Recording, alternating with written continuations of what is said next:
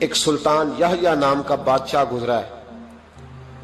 عرب کے کچھ حصوں کا حکمران تھا تو اس کو بڑا شوق تھا لوگوں کو بانٹنے کا. دو قسم کے لوگ ہوتے ہیں نا, کچھ کو جمع کرنے کا شوق ہوتا ہے, کچھ کو شوق ہوتا ہے کوئی روٹی کھا لے.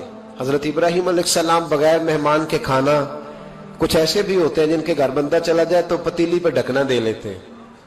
اپنا اپنا فرق ہے نا جی, ہر آدمی کا اپنا اپنا ذوق ہے. منت کرتے ہیں کسی کی. مجھے بڑی بات پسند ہے شیخ سعدی کی, قرضے لے لے کے مہمان نوازی کرتے تھے. ایک دن سارے مقروض کٹھے ہو گئے, کہنے لگے بابے پیسے دے.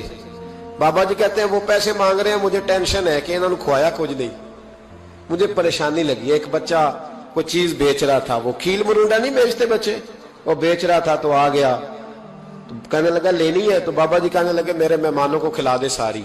بچہ بھی راضی ہو گیا کہ سارا اکٹھا ہی گاہک مل گیا.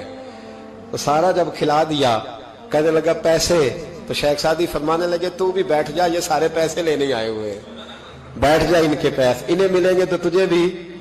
تو بچہ رو پڑا, رویا, کہنے لگا میں تو یتیم ہوں, 4 بہنیں چھوڑ کے آیا, اماں کی دوائی بھی لے کے جانی, مجھے تو پیسے چاہیے. بچہ رویا تو شیخ سعدی کا ایک مرید آیا, اس نے لا کے نظر پیش کی, کہ حضور یہ نذرانہ ہے. 400 دینار لایا.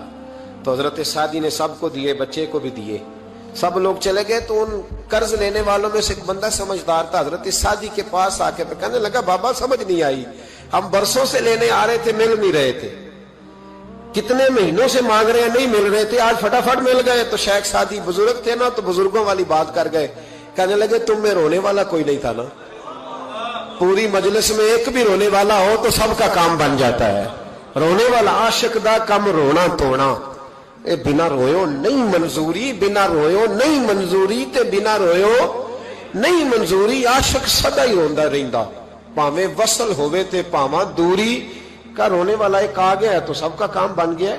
تو کچھ لوگوں کو شوق ہوتا, بادشاہ کو سلطان یحییٰ عرب کے کچھ حصوں کا بادشاہ تھا, شوق بڑا تھا لوگوں کو کھلانے پلانے کا, بڑا شوقین تھا, بڑا بانٹتا تھا. اور کئی دفعہ معاذ اللہ اس پر فخر بھی کرتا تھا جو نہیں کرتا, تکبر سے بھی کہتا تھا بڑی جائیدادیں آؤ جس نے لینا ہے, تکبر بھی کرتا تھا معاذ اللہ جو نہیں کرنا چاہیے تھا.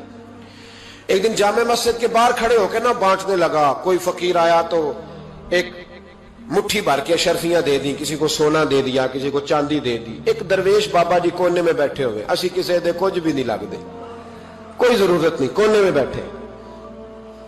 آپ یقین کریں, آپ تھوڑا سا رخ ادھر کریں, دنیا پیچھے پیچھے ہو جاتی ہے. اگر آپ پیچھے بھاگیں گے تو آگے دوڑ کے بھاگیں گے. یہ مزاج ہے قوم کا, کسی کا حال پوچھ لیں وہ بگڑ جاتا ہے, کہتا ہے مجھ سے کوئی کام ہوگا تبھی تو پوچھا ہے. اور آپ چپ کر جائیں, خاموش ہو جائے, یہ بھی بڑی مصیبت ہے. کہ پیار کر لیں تو اس کا بھی نقصان دیکھنے میں آتا ہے.